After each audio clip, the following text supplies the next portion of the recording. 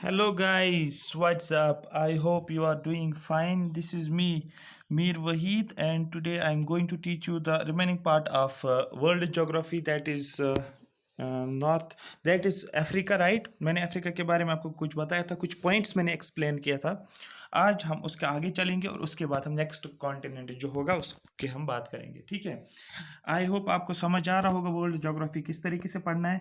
सबसे ज़्यादा फोकस जो रखना है वर्ल्ड मैप, इसमें वर्ल्ड ज्योग्राफी में वो रखना है मैप्स पे, वो रखना है एटलस पे। अगर आप घर पे आपके पास एटलस हैं तो एटलस से पढ़ो, ज़्यादा से ज़्यादा एटलस को देखो। जितना आप एटलस को देखोगे, इंडिया की फिजियोग्राफी भी आपका एटलस से याद हो जाएगा, मैप्स रीडिंग से याद हो जाएगा, रिवर सिस्टम भी मैप रीडिंग से याद हो जाएगा, और आपका जो वर्ल्ड ज्योग्राफी भी है वो मैप से ही याद हो जाएगा। आपको पूरा पता, जब तक आप विजुलाइज नहीं करोगे चीज़ों को तब तक आपको चीज़ें समझ नहीं आएगा। कहाँ पर कौन सा कॉन्टिनेंट कहाँ पर है, कौन सी स्टेट कहाँ पर है, कौन सी कंट्री कहाँ पर है, कहाँ से पास होता है, कौन से गल्फ कहाँ पर है, हर एक चीज़, ठीक है। कल मैंने आपको दिखाया था, वो छोटा लेक्चर ही था, आधा घंटे का लेक्चर मैंने इसलिए लिया क्योंकि थोड़ा सा इसको समझना बहुत आसान, इसको समझना बहुत ज़रूरी होता, तो इसलिए मैंने सोचा कि नहीं, कम कम ही पढ़ेंगे तो उससे अच्छे से समझ आ जाएगा, राइट। दूसरी बात ये है कि I am presenting this lecture series through triple S, one of the best affiliate from for free education having more than 1,26,000 subscribers.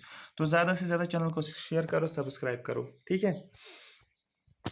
तीसरी बात यह है कि आपका एग्ज़ाम जो है अभी ऑफिशियल नोटिफिकेशन तो नहीं आई है, लेकिन ये आप एक्सपेक्ट करो आपका एग्ज़ाम अगस्त में हो जाएगा। ये मेरा एक आइडिया है, अब पता नहीं क्या करेगा एसएसबी, क्या करने वाला है गवर्नमेंट, क्या करने वाला है, लेकिन मेरे हिसाब से अगस्त से पहले कोई एग्ज़ाम कंडक्ट नहीं करेंगे।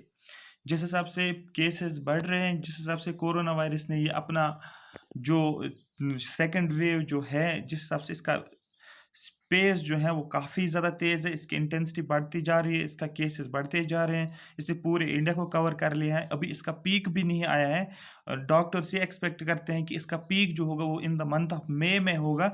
अब वो पीक कब तक रहेगा, फिर डिक्लाइन कब होगा, फिर रिकवर कब हो जाएगा, ये कुछ पता नहीं है अभी। ये आप एक्सपेक्ट कर सकते हो कि आपका एग्ज़ाम जो है अगस्त सितंबर में हो जाएगा, ये आप जहन में रखो। लिए मैं बोल रहा हूँ मेरा एक आइडिया, क्योंकि पिछले साल के हिसाब से, जिस हिसाब से पिछले साल भी यूपीएससी का एग्ज़ाम भी फिर बहुत लेट हो गया, अक्टूबर में चला गया, फिर 10 अक्टूबर को हो गया, ठीक है। उसी तरीके से ये भी इस एग्ज़ाम को भी क्या करेंगे, कंडक्ट नहीं करेंगे, क्योंकि क्या होता है ना, एक्चुअली आप समझो एक्चुअली रीज़न क्या है। रीज़न ये है कि जो पहला वेव जो था वो कंप्लीट, वो ख़त्म हो गया था, तो रिकवर हो गया था इंडिया वहाँ से। लेकिन प्रॉब्लम क्या हुई है फिर, क्या हुआ, लोग जो है यहाँ पर फिर लॉकडाउन नहीं हुआ, तो यहाँ पर बहुत सारी चीज़ें होने लगी, इलेक्शंस होने लगे, ठीक है।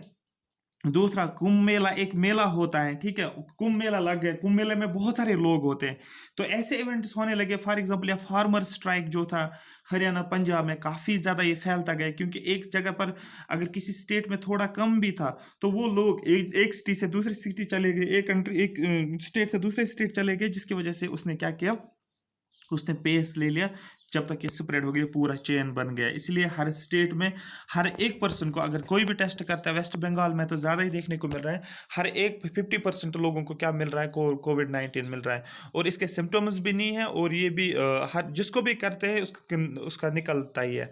और ऑक्सीजन सिलेंडर्स की प्रॉब्लम्स आ रही है, यहाँ पर सप्लाई तो हो रहा है, काफ़ी कंट्री से सप्लाई तो हो रहा है, लेकिन ट्रांसपोर्टेशन में प्रॉब्लम आ रही है, कम्युनिकेशन में प्रॉब्लम आ रही है, ठीक है। हॉस्टल्स में जगह नहीं है, लोगों को इसके जलाने के लिए जगह नहीं है, लोगों को इसमें क्या बोलते हैं उसको, क्रीमेशन में जगह नहीं है। तो बहुत सारा, अगर आप न्यूज़ देखोगे आजकल के टाइम पे, तो काफ़ी ज़्यादा इसने ये जो है स्पेस ली हुई है। इस हिसाब से जो है एग्ज़ाम आपका, इस एनालिसिस के हिसाब से इस एग्ज़ाम को शायद डिले होगा, क्योंकि ये जो है इन इन रीजंस की वजह से जो स्प्रेड हो रहा है, तो मेन काज यही बोला जाता है, मेन रीज़न यही बोला जाता है, जो ये इवेंट्स हो चुके हैं, कुंभ मेले की बात करेंगे या फार्मर स्ट्राइक बिल की बात करेंगे, क्योंकि लोग जो है इकट्ठे हो गए, हड़ताल करने लगे, काफ़ी ज़्यादा एक जगह से दूसरी जगह लोग शिफ्ट होने लगे, इनको बोलते हैं हम super spreading event. Super spreading event one of the major cause माना जाता है इस सेकंड वेव के लिए, क्योंकि लोगों की वजह से ये एक जगह से दूसरी जगह ये चेन बन गई, जिस इसने पूरा इंडिया को कवर कर लिया। अब बहुत मुश्किल है रिकवर होना अभी फिलहाल, जिस हिसाब से ये पेस ले रहा है। आप खुद देख सकते हैं हर जगह पर कर्फ्यू लगाया गया है, स्ट्रिक्ट एक्शंस लिए जाते हैं, पूरे रूल्स एंड रेगुलेशंस को फॉलो करना पड़ता है, पूरे एसओपीज को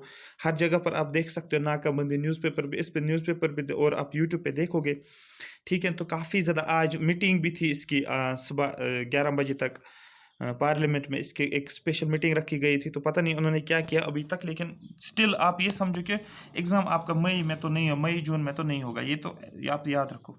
फिर देखते हैं, नोटिफिकेशन भी आ जाएगी, ठीक है। तो आप क्या करोगे, इसका मतलब ये नहीं कि आप पढ़ाई छोड़ोगे, आप ज़्यादा से ज़्यादा पढ़ने की कोशिश करो। जिसने अभी तक भी नहीं पढ़ा, वो भी अगर स्टार्ट करेगा उसका भी हो जाएगा, ठीक है। तो हम आज स्टार्ट करते हैं। I am presenting this lecture series. हाँ, दूसरी बात मैं भूल गया, आज फ्राइडे था, ठीक है। कल सैटरडे है, या तो कल 10 बजे सेशन हम करेंगे, लाइव सेशन, उसमें सभी लोग जुड़ना। या तो संडे को लाइव सेशन आपको टेलीग्राम ग्रुप पे ही क्या मिलेगा, उसका लिंक मिल जाएगा, ठीक है। 10 बजे आपको मिल जाएगा उसका लिंक, कल शाम को 10 बजे या परसों संडे शाम को 10 बजे मैं लाइव सेशन लेता हूँ हर संडे को, आपके साथ इंटरेक्शन करूंगा। वहां पर आप जो पूछना होता है आपको, मैं आपको उन बातों का जवाब दे दूंगा, किस तरीके से क्या करना है, सो दैट आप उसी तरीके से प्रिपरेशन को लेकर चलो आगे से। तो सभी लोग कोशिश करना कि सभी लोग लाइव रहना, उसमें आप बहुत सारी चीज़ों सीख सकते, चीज़ों का पता चलेगा किस तरीके से क्या करना है, ठीक है। चलो हम स्टार्ट करते हैं। कल मैंने आपको बताया था कॉन्टिनेंट मैंने उठाया था कौन सा वाला, अफ्रीका के बारे में। मैंने अफ्रीका का भी बताया था आपको, अफ्रीका के बारे में, मोरक्को के बारे में, रिवर्स के बारे में बताया था। बहुत सारी इंपॉर्टेंट चीज़ मैंने बताई थी जो मैप्स के थ्रू मैंने आपको समझाया था। आज जो है एक और रिवर जो है अफ्रीका का है, ये हम पढ़ने वाले हैं, आगे हम पढ़ने वाले हैं, ठीक है। रिवर नाइजर इसको बोलते हैं, flows in 4 countries and has U shaped flow बेसन। एक रिवर है जो कि अफ्रीका से फ्लो हो रहा है, अफ्रीका कॉन्टिनेंट में है, जो 4 कंट्रीज के थ्रू फ्लो होता है, और इस रिवर का शेप जो है ये यू शेप्ड बेसन है इसका। अगर यहाँ से ये स्टार्ट हो रहा है और दैट मीन ये ऐसे आ जाएगा और इस तरीके से आ जाएगा और यहाँ पर ख़त्म हो जाता है, यहाँ पर इसका एंड होता है, ठीक है। इसका ऑरिजिन यहाँ पर और यहाँ तक चला जाता है। इसका मतलब इसका इस बेसन जो है, रिवर बेसन जो है, इसका शेप क्या है आपको बोलना यू शेप। क्वेश्चन अगर आ जाएगा, बोला जाएगा ऐसा कौन सा रिवर है जिसका यू शेप्ड बेसन है, आपको बोलना है रिवर नाइजर। एक और रिवर है रिवर वोल्टा एंड लेक वोल्टा। एक रिवर है जिसका रिवर वोल्टा है, दूसरा एक लेक है जिसको होता है लेक वोल्टा। आर इन गाना, ये कहाँ पर है, गाना में है। Other important rivers Africa are, और ठीक है, औरंग है, लिम्पोपो एटस्टा। ये याद रखने की जरूरत नहीं, लेकिन यहाँ पर ये पॉइंट है, आप याद रखो, बस इतना याद रखो कि रिवर नाइजर जो है ये 4 कंट्रीज के थ्रू फ्लो होता है और इसकी शेप जो है that is U shaped. River Volta और रिवर वोल्टा को याद रखो और लेक वोल्टा को याद रखो, ये अफ्रीका के रिवर्स है।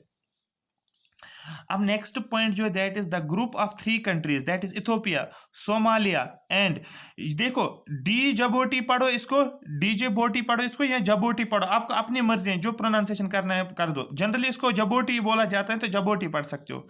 डी को साइलेंट, क्योंकि नाम है, डी को साइलेंट रखो या ना रखो, तो लेकिन प्रोनाउंसिएशन आप जबोटी इसको बोल सकते हो, ये भी आपको अपनी मर्जी है, ये भी आप पढ़ सकते हो इसको।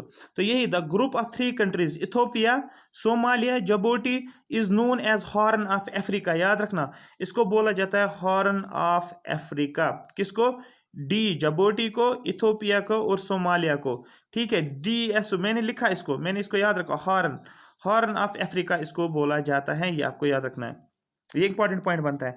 Where as the group of 3 countries Morocco, Tunisia and Algeria is known as Maghreb which means the waste. मगरब जिसको बोलते हैं, मगरब बोल दो आप या मगरिब बोलो आप, ठीक है, जिसको वेस्ट, जनरल हम कर ईस्ट वेस्ट नॉर्थ साउथ बोलते हैं ना हम, मतलब मशरिक मगरिब, तो दैट मीन्स किसको मगरिब या वेस्ट बोला जाता है, आपको बोलना है अफ्रीका में किसको बोला जाता है, 3 कंट्रीज को, एक मोरक्को, तुनिशिया एंड अल्जीरिया, इनको मिलाकर बोला जाता है मगरिब मीन्स द वेस्ट। इसका मतलब क्या होता है, वेस्ट। उसके बाद earlier Sudan is the largest country of Africa but at present, पहले क्या था, पहले एक कंट्री थी जिसका नाम था सूडान, ये इसको लार्जेस्ट कंट्री माना जाता था अफ्रीका की, लेकिन at present Algeria is the largest country in terms of area. लेकिन एट प्रेजेंट अल्जीरिया जो है इसको कंसिडर किया जाता है कि लार्जेस्ट जो है कंट्री है किसकी, अफ्रीका की। कौन सी, अल्जीरिया, ठीक है।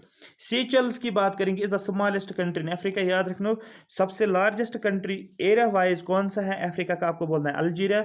उसके बाद बोला जाएगा स्मॉलेस्ट कंट्री कौन सी है अफ्रीका की, आपको बोलना है सीचेल्स जो है स्मॉलेस्ट कंट्री है। ये सभी पॉइंट्स आपको याद रखना, सभी पॉइंट्स पूछे गए, मैंने इनको ऑलरेडी अंडरलाइन करके रखा है, कहाँ का क्या है। मैं आपको मैप्स भी अभी दिखाऊंगा, मैप से भी आपको पता चलेगा, फिलहाल आप पॉइंट्स को लिखो।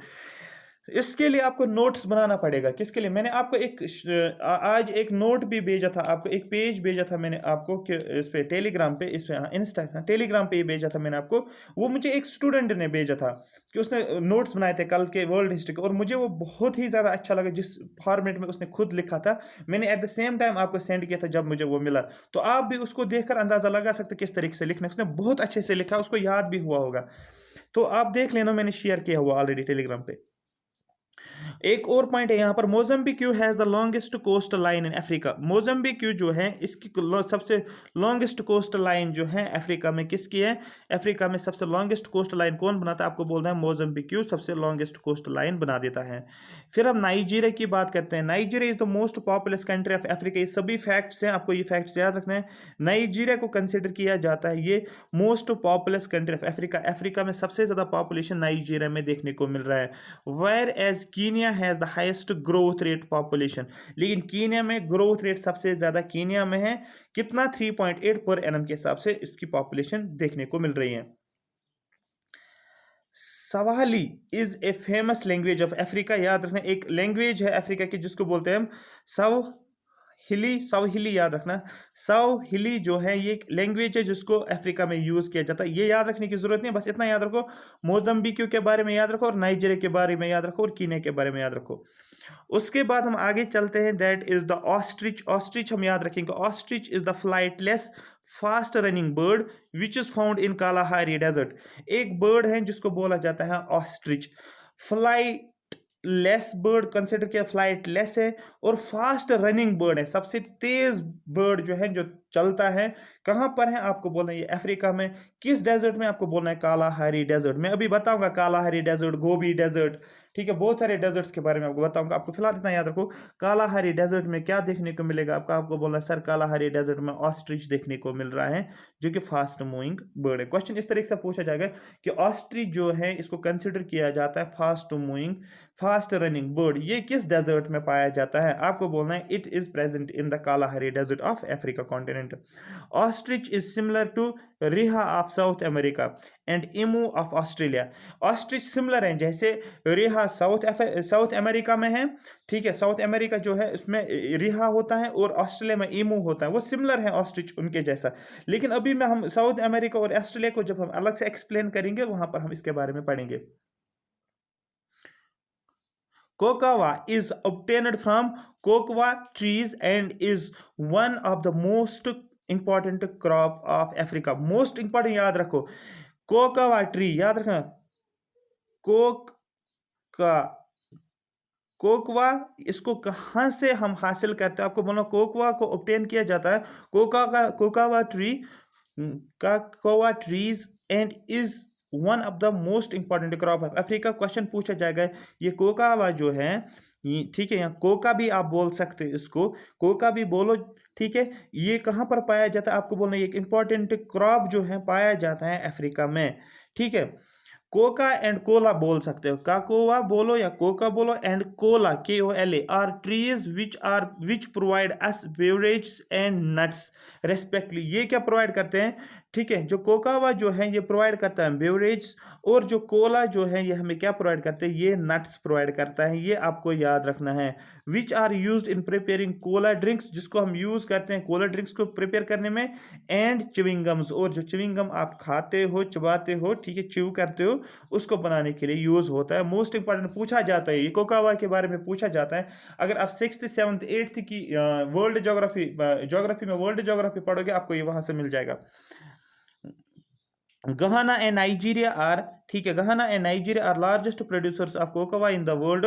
याद रखना कौन सी कंट्रीज आपको बोल लार्जेस्ट प्रोड्यूसर्स पूरे वर्ल्ड में, कौन सा? आपको बोला घाना एंड नाइजीरिया जो है, यहाँ पर ये कोकावा जो पाया जाता है।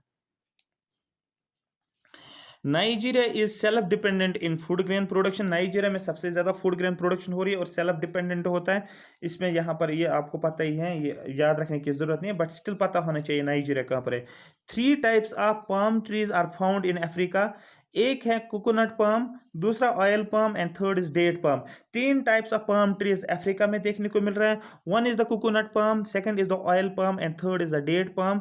ठीक है, coconut palm are found in tropical islands. Coconut palm कहाँ पर पाया जाता है? आपको बोला ट्रॉपिकल आइलैंड्स में, सच एज ज़ैंज़िबार आइलैंड, एक आइलैंड है जिसको बोला जाता है ज़ैंज़िबार आइलैंड, और पिम्बा आइलैंड। डर इसमें समझने के लिए उतना ज़्यादा फोकस नहीं करना है, क्योंकि ये आपको सिर्फ याद ही रखना है क्या क्या हो रहा है। आपको समझना है मैप्स के जरिए से कहाँ पर ये पाया जाता है। जब आप मैप से विजुलाइज करेंगे वहां पर समझ आ जाएगा। मैं आपको अभी दिखा देता हूँ, कोई टेंशन लेने की जरूरत नहीं है। ठीक है, उसके बाद Nigeria is the leading producer of palm oil. याद रखना, कोकोनट ऑयल पूछा जाता है क्वेश्चन में कि कोकोनट पाम्स कहाँ पर पाए जाते हैं, आपको बोलना है ज़ैंज़िबार आइलैंड में। दूसरा पूछा जाता है पाम ऑयल फिर कहाँ निकलता है, आपको बोलता है नाइजीरिया में। And it ranks first in the export of palm kernel. जो पाम को एक्सपोर्ट करने के लिए ये नंबर 1 माना जाता है, कौन? Nigeria. Nigeria is also called as the land of palm oil. ठीक है, जैसे जम्मू कश्मीर में भी बोला जाता है, श्रीनगर को क्या बोला जाता है, पुलवामा को क्या बोला जाता है, जम्मू को क्या बोला जाता है, सिटी ऑफ टेम्पल्स। ठीक है, इसी तरीके से सिटी ऑफ ऑर्चिड्स किसको बोला जाता है, ये आपको ये ऑर्चिड किसको बोला जाता है, बहुत सारे यहाँ बहुत सारी अलग अलग आप देख सकते हो सिटीज को अलग अलग नाम से पुकारा जाता है। इसी तरीके से यहाँ पर नाइजीरिया को बोला जाता है लैंड ऑफ ऑयल पाम। इसको नोट्स पे डाल देना, land of oil palm. Egypt exports a largest amount of dates which is obtain from date palm. सबसे ज्यादा एक्सपोर्ट डेट्स का कौन करता है? इजिप्ट। तो दैट मीन आज रमजान का महीना, सब लोग डेट्स खाते होंगे, तो इजिप्ट से ज्यादा एक्सपोर्ट किया जाता है। उसके बाद यहाँ पर नेक्स्ट जो है producer of cloves in the world, followed by Pemba island. Cloves जो होते हैं, जो इसमें खाने पीने के लिए हम यूज करते हैं, ठीक है, चाय बनाने के लिए भी ये क्लोव्स का यूज किया जाता है। तो ज़ैंज़िबार आइलैंड जो है, इसको ये लार्जेस्ट प्रोड्यूसर क्लोव्स का देखने को मिल रहा है। उसके बाद कौन है? उसके बाद पिम्बा आइलैंड। ठीक है, द इक्वेटोरियल रेन फॉरेस्ट। याद रखो, मैंने इसको 5 स्टार लगाया, मतलब ये क्वेश्चन पूछा गया है कहीं ना कहीं पर, शायद आया हुआ है, तो इसलिए मैंने यहाँ पर 5 स्टार लगाया। The equatorial rain forest of Democratic Republic of Congo are the largest source of hardwood. Hardwood, एक होता है हार्डवुड, दूसरा होता है सॉफ्ट वुड। यहाँ पर अब मैं वहाँ पर नहीं जाऊँगा, वुड्स के टाइप्स होते हैं, एक होता है हार्डवुड, सॉफ्ट वुड होता है। ये एक्चुअली इंजीनियरिंग में पढ़ना पड़ता है, टाइप्स ऑफ वुड। तो यहाँ पर अभी मुझे आपको याद रखना है, हार्डवुड होता है the equatorial rain forest of Democratic Republic of Congo are the largest source of hardwood. Hardwood सबसे ज्यादा मिलता है कहाँ पर? आपको बोला Democratic Republic of Congo. Savanna grasslands are spread on both sides of these forests. जो ये फॉरेस्ट है, कौन से फॉरेस्ट है? इक्वेटोरियल रेन फॉरेस्ट, मतलब जो इक्वेटर के आसपास जो भी फॉरेस्ट हैं उनको बोलते हैं इक्वेटोरियल रेन फॉरेस्ट्स। और इसके इक्वेटोरियल रेन फॉरेस्ट के साइड्स में वो हर साइड से क्या देखने को मिल रहा है? आपको बोलना है savanna grasslands. Due to variety of animal species found here, Democratic Republic of Congo is called as gangetic zone. याद रखना, gigantic zone, gigantic zone, gangetic नहीं, जिजेंटिक जू बोला जाता है, जिजेंटिक जू बोला जाता है। किसको? आपको बोलना है ये रिपब्लिक ऑफ कॉन्गो को बोला जाता है, यहां तक आपको याद रखना है। Savanna is also called as natural zoo of the world. Savanna को natural zoo of the world भी बोला जाता है। And is very famous region for hunting, और हंटिंग में इसको फेमस माना जाता है। Maize is the most important crop of savanna region. Savanna region में मोस्ट इंपॉर्टेंट क्रॉप जो है दैट इज मेज। ये सभी चीज़ें आपको याद रखना ही पड़ेगा। किसमें? अफ्रीका में। इसको नोट्स बना लो, एक ही पेज पे ये सारा लिखो, सभी लाइन टू लाइन नहीं लिखना है आपको, आप इंपॉर्टेंट पॉइंट्स लिखो बस, इतना इस तरीके से आपको लिखना है। अगर आपको लिखना है किसके बारे में? डेमोक्रेटिक रिपब्लिक ऑफ कॉन्गो, आप लिखोगे डेमोक्रेटिक रिपब्लिक ऑफ कॉन्गो हो गई। इसको बोला जाता है ये लार्जेस्ट प्रोड्यूसर ऑफ हार्डवुड, यहाँ पर इतना ही लिखा हार्डवुड।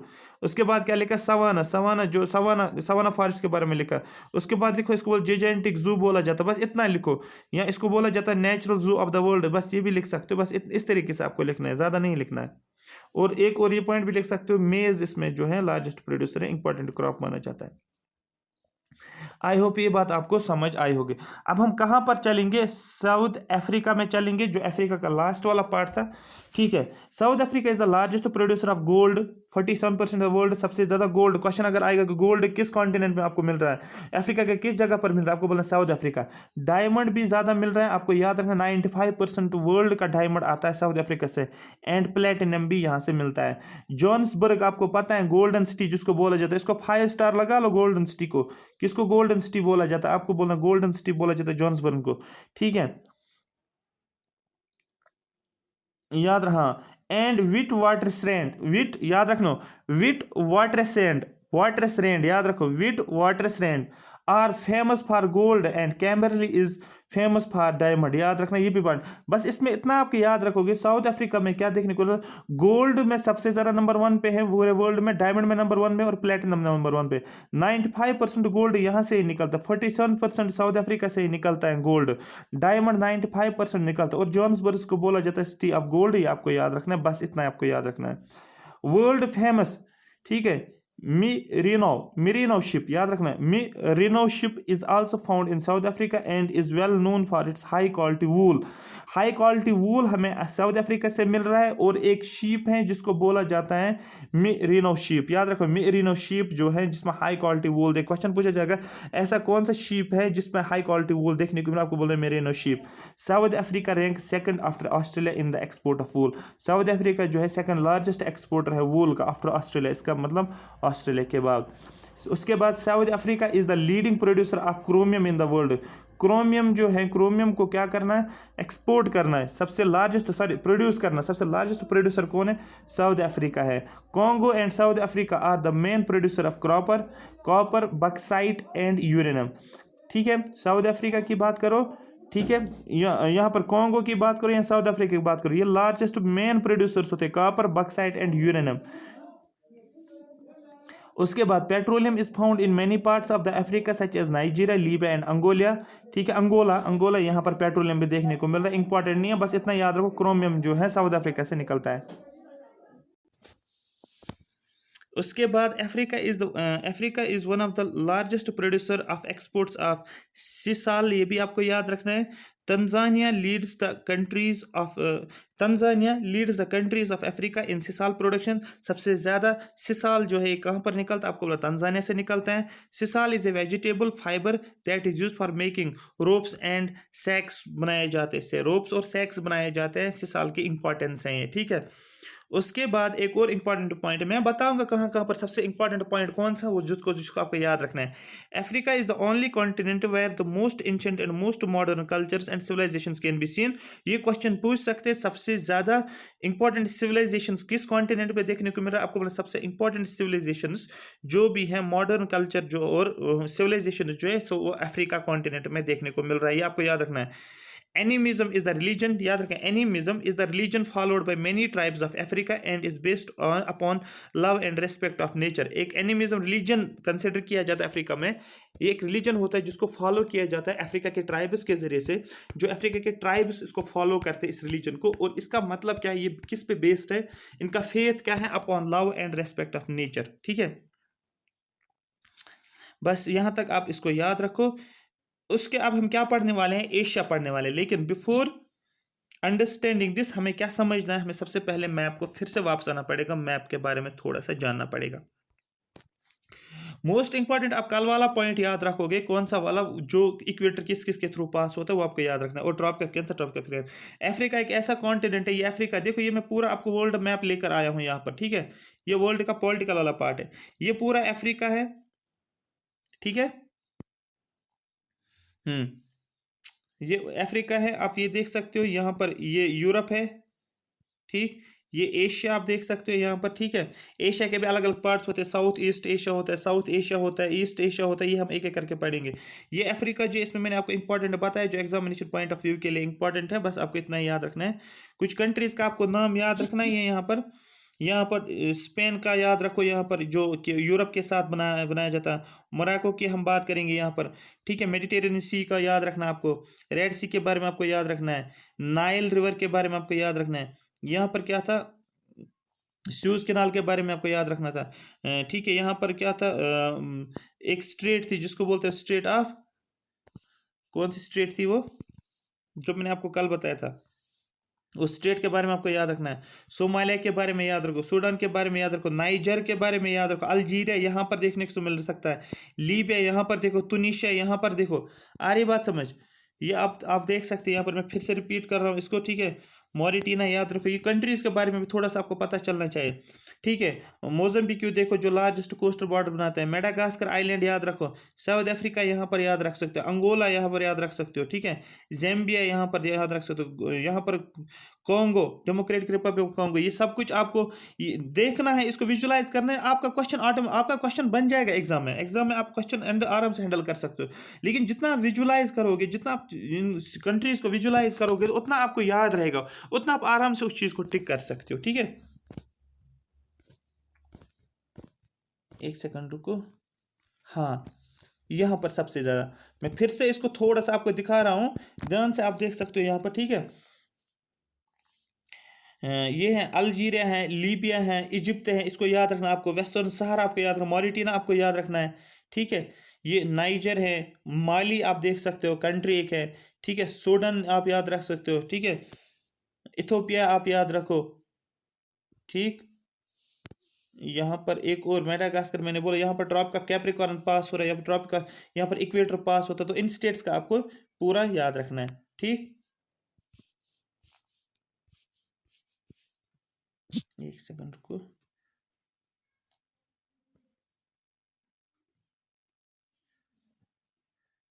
एक सेकंड।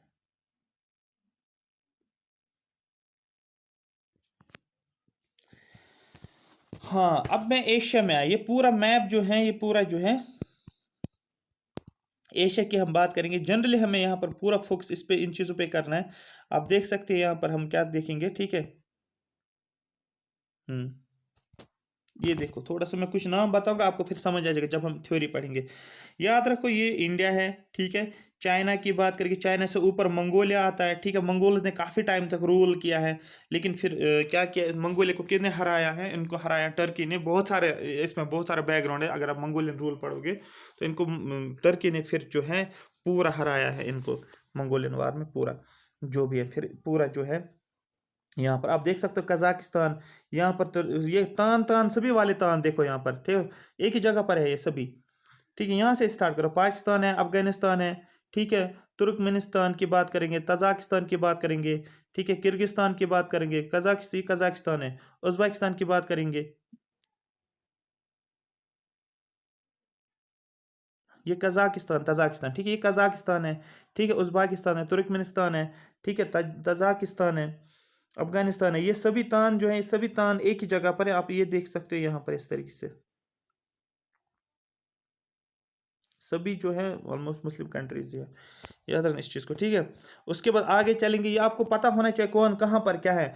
आगे चलेंगे, ये इंडिया है, इंडिया के साइड में आप देखो, लेफ्ट साइड में पाकिस्तान है। आगे आ जाओगे अफगानिस्तान में, आगे आ जाओगे कि ईरान है, क्योंकि आपको इस तरीके से भी क्वेश्चन पूछा जाएगा, ईरान का कैपिटल बताओ। वो चीज़ें आप खुद कर सकते हो, इंडिया का कैपिटल बताओ, ईरान का कैपिटल बताओ, पाकिस्तान का कैपिटल बताओ। ये क्वेश्चन आपको पूछ सकते हैं, क्योंकि ये वर्ल्ड में ही आ जाता है ना, कंट्रीज के बारे में, ठीक है। उसके बाद आगे आ जाओगे, ईरान के बाद आपको देखो इराक, इराक है यहाँ पर। इराक के बाद यहाँ पर आपको सऊदी अरबिया है, ठीक है।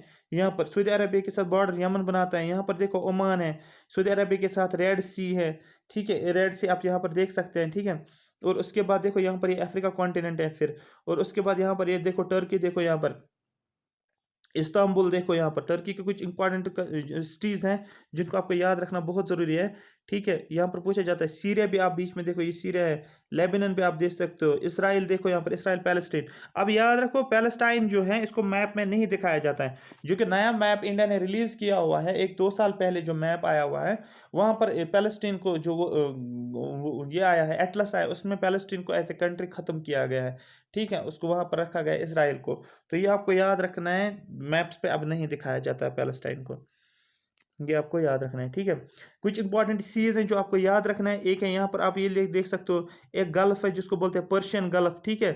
गल्फ ऑफ ओमान, क्योंकि ओमान के साथ है तो गल्फ ऑफ ओमान इसको बोलते हैं, ठीक है।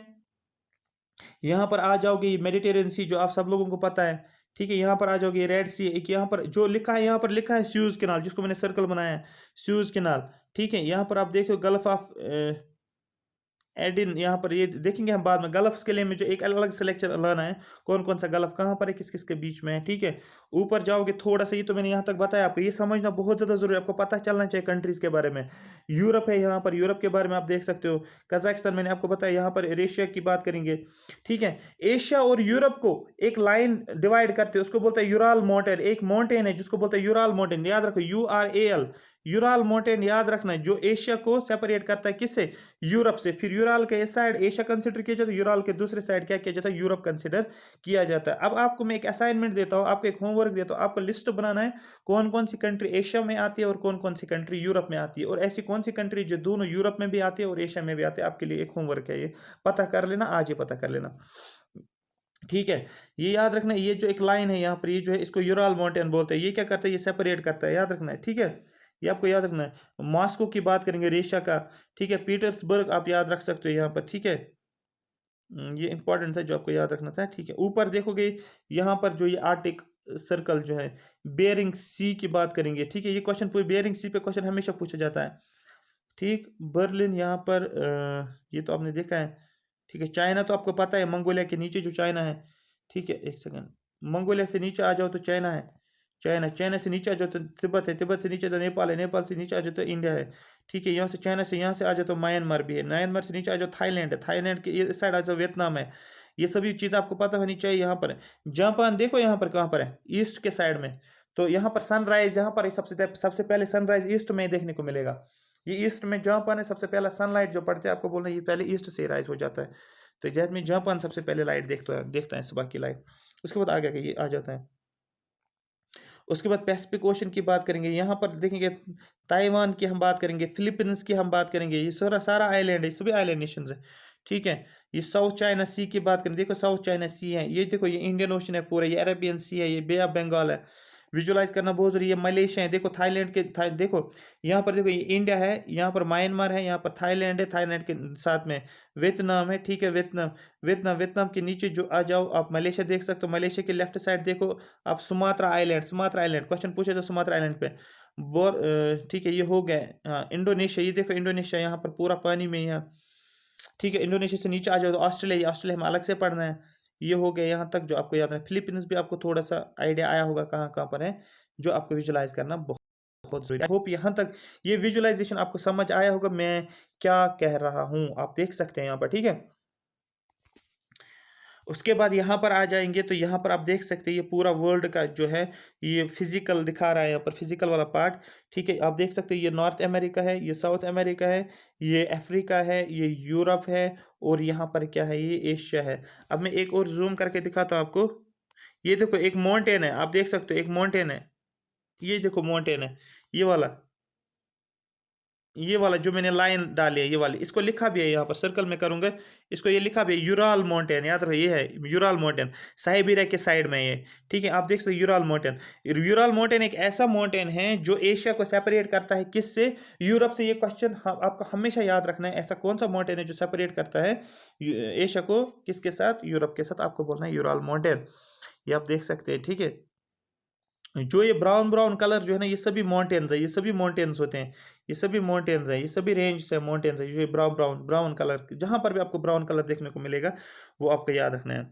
याद रखना इंपॉर्टेंट पॉइंट, जो अफ्रीका में क्वेश्चन पूछा जाएगा हिमालयन माउंटेन, तो आपको पता है एशिया में क्वेश्चन पूछा जाएगा एटलस माउंटेन कहाँ पर है, Atlas mountain, ATLAS, Atlas mountain कहाँ पर, आपको अफ्रीका में। क्वेश्चन पूछा जाएगा इथोपियन हाईलैंड कहाँ पर, आपको बोलना है अफ्रीका में, ठीक है। ये आपको याद रखना है।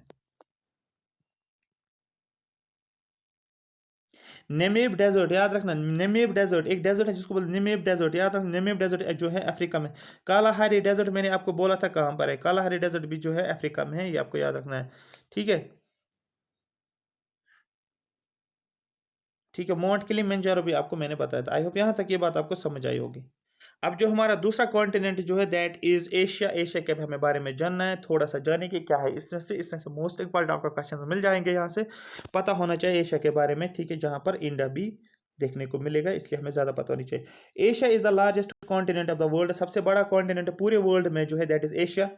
पॉपुलेशन और एरिया के हिसाब से भी दोनों सबसे ज्यादा पॉपुलेशन पूरे वर्ल्ड में एशिया में, और सबसे ज्यादा एरिया भी एशिया का ही है। याद रखना, आपको क्या बोलना है, आपको क्वेश्चन पूछा जाएगा सबसे लार्जेस्ट कंट्री कौन सी है इंडिया की, सॉरी वर्ल्ड की, आपको बोलना सबसे लार्जेस्ट कॉन्टिनेंट जो है पूरे वर्ल्ड का वो एशिया है, in terms of population as well as in terms of area. ये आपको याद रखना है, ठीक।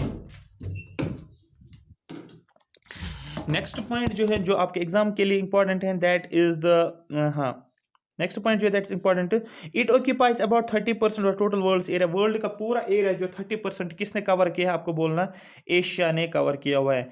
बियर, ठीक है, bearing some islands, this continent lies in the southern hemisphere, ये आपको पता ही है, ठीक है। This continent lies in the southern hemisphere and 3 important latitudes equator. इससे गलत लिखा है, ये कॉन्टिनेंट जो है नॉर्दर्न हेमिस्फीयर में, ठीक है। कौन सा एशिया कॉन्टिनेंट कहां पर है, नॉर्दर्न हेमिस्फीयर, इसको यहां पर रेक्टिफाई कर लेना, ठीक है। एशिया की बात कर रहे हैं, अगर आप देख सकते हो ये नॉर्दर्न हेमिस्फीयर में, यहां पर प्रिंटिंग मिस्टेक है, इसमें कोई टेंशन लेने की जरूरत नहीं है, ठीक है। ये नॉर्दर्न हेमिस्फीयर में and 3 important latitudes, equator, Tropic of Cancer and circle, equator, Tropic of Cancer and Arctic Circle, 3 important latitudes इसके थ्रू पास होते हैं। देखो एक कौन सा, एक इक्वेटर पास होता है किसके थ्रू, आपको बोलना है एशिया, ठीक है। दूसरा दूसरा पूछा जाएगा क्या पूछ, ट्रॉप का कैंसर पास होता है। तीसरा आर्टिक सर्कल, यहाँ पर ट्रॉप का कैप्रिकॉर्न नहीं है, याद रखना। यहाँ पर 3 इंपॉर्टेंट लैटिट्यूड है, एक क्या है इक्वेटर, एक क्या है ट्रॉपिक कैंसर, एक क्या है आर्टिक सर्कल। ये मैं आपको मैप में दिखाता हूँ, आपको ये समझ में आ जाएगा।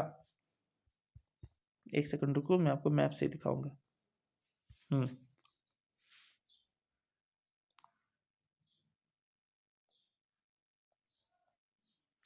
ठीक है, ये देखो कहाँ गया, ठीक है। ये देखो एक इक्वेटर पास हो जाता है, याद रखना ये किसके थ्रू, ये एशिया, ये पूरा एशिया है ना, इसको बोलते हैं साउथ एशिया। ये पूरा रीजन जो इसको साउथ एशिया कंसिडर किया जाता है, इसको साउथ एशिया कंसिडर किया जाता है, ठीक है। दूसरा होता है साउथ ईस्ट, में आपको सब कुछ समझाऊंगा, इतना आपको याद रखना। एक इक्वेटर पास हो जाता है एशिया के थ्रू, ये हो गया इक्वेटर। उसके बाद मैंने क्या बोला, ट्रॉप का कैंसर पास हो जाता है, आप देख सकते हो ट्रॉप का कैंसर भी पास हो जाता है। और ऊपर आ जाओगे एक लैटिट्यूड हमारे पास जिसको बोलते हैं ट्रॉपिक आर्टिक सर्कल, ये आप देख सकते हो आर्टिक सर्कल, जो कि एशिया के थ्रू पास होता है। कुछ समझ आ रहा है, विजुलाइज कर पा रहे हो। मैंने क्या बोला, मैंने बोला 3 इंपॉर्टेंट लैटिट्यूड्स पास होते हैं। ट्रॉप का कैप्रिकॉर्न नहीं होता, क्योंकि ट्रॉप का कैप्रिकॉर्न जो है वो पूरा नीचे है। तो यहाँ पर क्या होता है, एक तो ट्रॉप इक्वेटर होता है, एक तो ट्रॉप का कैंसर होता है, और क्या होता है आर्टिक सर्कल, जो किसके थ्रू पास होता है, आपको बोलना है एशिया के थ्रू पास होता है। एशिया जो इसको डिवाइड किया जाता है, देखो एशिया को डिवाइड किया जाता है साउथ एशिया में, साउथ ईस्ट एशिया में भी डिवाइड किया जाता है, ठीक है। साउथ ईस्ट एशिया, ये पूरा रीजन जाता है साउथ ईस्ट एशिया, ठीक है। ये सब कुछ हम जानेंगे, अभी एक एक करके हमें अलग अलग पढ़ना पड़ेगा इसको, ठीक है। जितना मैं अभी बोल रहा हूँ आप बस उतना ही फोकस करो, आपको पूरा ही समझ में आ जाएगा, ठीक है। अब यहां पर क्या है, एशिया, मैंने क्या बोला था परसों आपका, अगर आपको याद होगा, मैंने आपको बोला था अफ्रीका जो है ये सेपरेट होता है किससे, यूरोप से और एशिया से। अफ्रीका सेपरेट होता है यूरोप से एक लोकेशन पे, और उस लोकेशन का मैंने नाम बताया था। अफ्रीका से मोरक्को होता है, और यूरोप से स्पेन होता है, वहां पर वो सेपरेट होते हैं। मैंने बाब एल मेंडा भी बोला था वहां पर आपको लोकेशन। फिर मैंने बोला था अफ्रीका जो है ये एशिया से 2 जगह पर सेपरेट होता है। अब कहां पर होता है यही हमें आज जानना है, ठीक है। तो यहां पर Asia is separated from Africa by Red Sea and Suez Canal. कहां पर आपको बोलना है, एशिया जो है सेपरेट होता है अफ्रीका से रेड सी के जरिए से, जहां पर रेड सी है, और स्यूज कैनाल से। It is separated from North America by Bering Strait. Asia जो है ये नॉर्थ अमेरिका से सेपरेट होता है किस स्ट्रेट से, आपको बोला बेरिंग स्ट्रेट। मैंने आपको अभी मैप पे दिखाया था कि बेरिंग स्ट्रेट बहुत ज्यादा इंपॉर्टेंट है। अब आप बोलोगे सर ये बेरिंग स्ट्रेट हमें समझाओ। जब मैं स्ट्रेट्स लेकर आऊंगा 10-20 स्ट्रेट्स में, मैंने लिस्ट उसका बनाया हुआ है, नोट्स पे डाला है मैंने, उन स्टेट्स को मैं अलग से ही लेकर आऊंगा, अलग से लेक्चर, अदरवाइज नहीं तो आप कंफ्यूज हो जाओगे, ठीक है। लेकिन मैं स्टिल दिखाऊंगा, आपको दिखाऊंगा रेड सी भी दिखाऊंगा, स्यूज कैनाल भी दिखाऊंगा, और नॉर्थ अमेरिका का बेरिंग स्ट्रेट दिखाऊंगा, सो दैट आपको तसल्ली हो जाएगा, आपको समझ में आ जाएगा, ठीक है। चलो जी, ये हमने दिखाया। तो क्या मुझे दिखाना था, देखिए ये पूरा एशिया कहाँ गया, हाँ, ये पूरा एशिया, मैंने क्या बोला, ये पूरा एशिया है यहाँ पर। अब देखो यहाँ पर रेड सी आप देख सकते हो, और स्यूज कैनाल यहाँ पर है। ये 2 लोकेशंस ऐसी है जहाँ से क्या होता है, अफ्रीका जो होता है ये सेपरेट होता है एशिया से। मैंने क्या बोला, मैंने बोला एक तो स्यूज कैनाल, एक तो स्यूज कैनाल, आप देख सकते हो यहाँ पर एक स्यूज कैनाल, एक क्या है रेड सी। इन 2 लोकेशन से क्या हो जाता है, 2 लोकेशन में दिखाऊंगा आपको। एक हो गई ये लोकेशन, और दूसरी हो गई ये लोकेशन। यहाँ पर जो है, यहाँ पर स्यूज कैनाल है, और ये क्या है, ये पूरा जो है रेड सी है। इन 2 जगहों पर जो है अफ्रीका जो है सेपरेट होता है एशिया से, ये हो गया। तो दूसरा मैंने क्या बोला था आपको, मैंने बोला बेरिंग स्ट्रेट। एशिया किससे सेपरेट होता है, आपको बोलना है एशिया सेपरेट होता है नॉर्थ अमेरिका से। किसके ज़रिए से, बेरिंग स्ट्रेट के ज़रिए से। यहाँ पर नॉर्थ अमेरिका नहीं है, मैं आपको दिखाता हूँ नॉर्थ अमेरिका, वेट करो थोड़ा सा।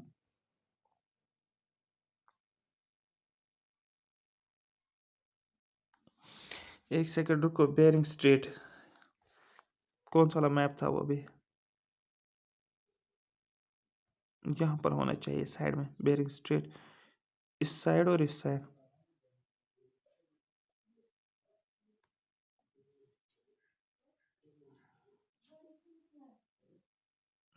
ठहरो चलो देखता हूँ मैं, दूसरे मैप पे होगा। एक सेकंड, कौन सा मैप मुझे उठाना है।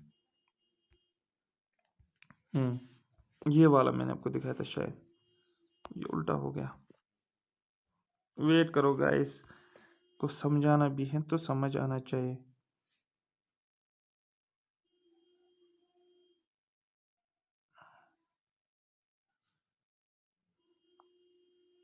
मेडिटेरेनियन सी इस पे नहीं है, चलो देखते हैं कहाँ पर गया वो, अभी तो देखा था मैंने।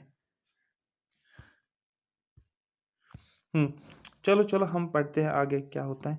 तो मैंने क्या बोला था आपको, मैंने बोला था इंडिया जो है ये सेपरेट होता है किससे, अफ्रीका से। दो लोकेशंस पे, वो दोनों लोकेशंस मैंने आपको दिखाया। उसके बाद मैंने बोला आपको कि इंडिया जो है ये सेपरेट होता है, सॉरी एशिया जो है ये सेपरेट होता है किससे, नॉर्थ अमेरिका से भी सेपरेट हो जाता है। किस जगह पर, आपको बोलना है थ्रू बेरिंग स्ट्रेट। अभी मैं दिखाऊंगा आपको मैप्स पे, देखते हैं। उसके बाद मंगोलिया। आप अब यहाँ पर आप नहीं बोलना कि सर ये मंगोलिया आया कहाँ से, क्योंकि मैंने आपको पहले ही मैप्स पे दिखाया है कि एशिया में कौन कौन सी कंट्री आती है। Mongolia, Nepal, Bhutan, Turkmenistan, Uzbekistan, Kyrgyzstan, Tajikistan, Afghanistan and Kazakhstan and Laos are the land locked countries of Asia. बहुत ज़्यादा इंपॉर्टेंट है, बहुत ज़्यादा इंपॉर्टेंट है ये वाला पॉइंट, कि कौन कौन सी कंट्री जो है जिसको लैंड लॉक्ड कंट्री बोला जाता है एशिया में। लैंड लॉक्ड का मतलब जिसको सिर्फ, ये एक कंट्री मैंने ली है, अगर इसको हर बॉर्डर देखा जाएगा, इस साइड भी आपको देखने को, हर साइड से जो भी साइड आप देखोगे, हर साइड से आपको क्या देखने को मिलेगा, इसके लैंड बॉर्डर्स होते हैं। कहीं से भी ओशन के साथ ये बॉर्डर नहीं बनाता है, आप उसको बोला जाता है लैंड लॉक्ड कंट्री। और इसका लिस्ट आपको याद रखना है, ये लिस्ट आपको 100% याद रखना है। कौन सा वाला, ये वाला, कि कौन कौन सा कंट्री जो है, जितने भी तान वाले हैं ना, सभी तान वाले जो हैं वो सभी लैंड लॉक्ड है एक्सेप्ट पाकिस्तान, क्योंकि पाकिस्तान के साथ अरेबियन सी, अगर आपको पता होगा, यहाँ पर मैंने ऐसे दिखाया था ना, यहाँ पर पाकिस्तान, तो पाकिस्तान के साथ अरेबियन सी था। लेकिन बाकी जितने भी तान हैं, उन तान में क्या है, वो सभी लैंड लॉक्ड है। नेपाल भी लैंड लॉक्ड है, मंगोलिया को भी, क्योंकि मंगोलिया चाइना से ऊपर है, वहां से कोई सी है नहीं, ये आपको याद रखना है। और इसमें सिर्फ एक डिफरेंट कौन सा, ये लूज आपको याद रखना है, ठीक है। लोआस जो है ये आपको याद रखना है, ये लैंड लॉक्ड कंट्रीज हैं। That means their boundaries do not touch the ocean, इनकी बाउंड्रीज ओशन के साथ टच नहीं करती, दैट इज वाई इनको लैंड लॉक्ड बोला जाता है। और जितने भी ये लैंड लॉक्ड कंट्रीज हैं, जितनी भी ये लैंड लॉक्ड कंट्रीज है, इसमें से क्या है, इसमें से लार्जेस्ट लैंड लॉक्ड कंट्री कौन से, among the land locked countries Kazakhstan is the largest and Mongolia is the second largest country. जितने भी ये लैंड लॉक्ड कंट्रीज, इसमें से कजाकिस्तान को कंसिडर किया जाता है ये largest land locked country. Guys ये आपको याद रखना है, यहाँ पर मैं आपको बोल रहा हूँ, फोकस कर रहा हूँ कि ये याद रखना है कौन कौन सी लैंड लॉक्ड कंट्री है एशिया में।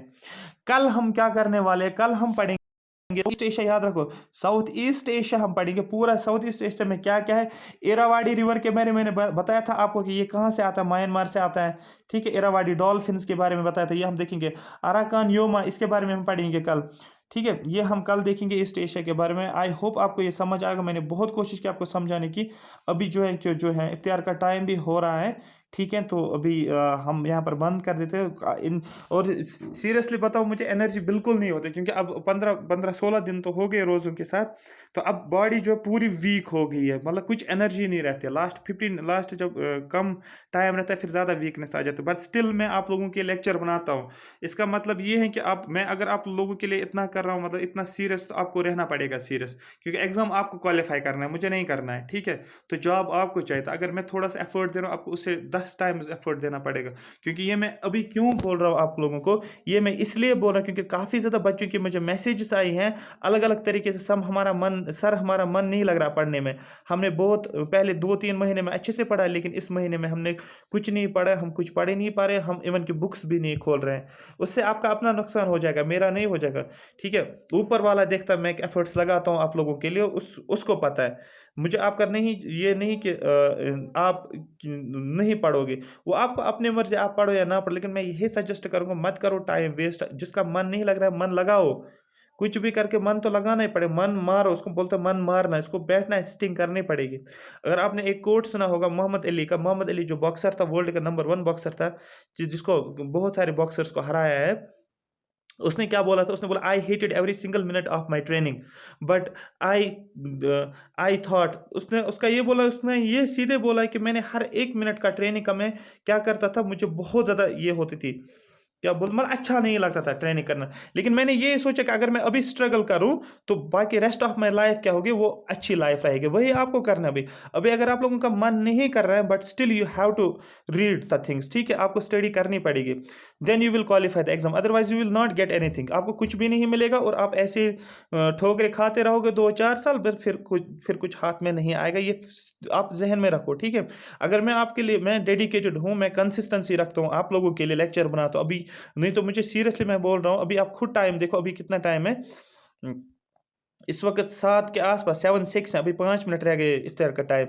अगर मैं आप लोगों के लिए बना रहा हूँ इस टाइम पे, कुछ भी नहीं खाया मैंने, वो आप लोगों के लिए, आप लोगों का एग्ज़ाम किसी तरीके से क्वालीफाई हो जाए। लेकिन आप यहाँ से ये बोलो आपका मन नहीं कर रहा, आपका अगर मन नहीं कर रहा, फिर क्यों पढ़ रहे हो? बैठो, फिर करो और कोई काम-शाम, क्वालीफाई तो एग्ज़ाम वैसे होगा भी नहीं, ऐसे थोड़ी होता है। बच्चे काफ़ी ज़्यादा मेहनत करें, कंपटीशन लेवल बहुत ज़्यादा हाई है। आप कहीं पर टिक ही नहीं पाओगे जो अभी इस महीने की बुक्स नहीं खोल रहे हैं।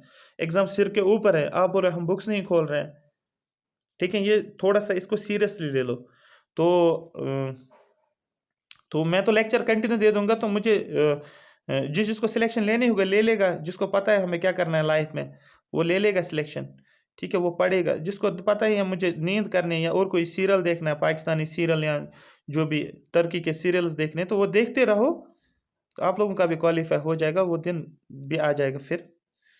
ठीक है, तो कभी कोशिश करो कि अभी पढ़ने की कोशिश करो, बाकी सब कुछ बंद रखो। अभी 1 महीना दे दो आप पूरे फ़ोकस के साथ।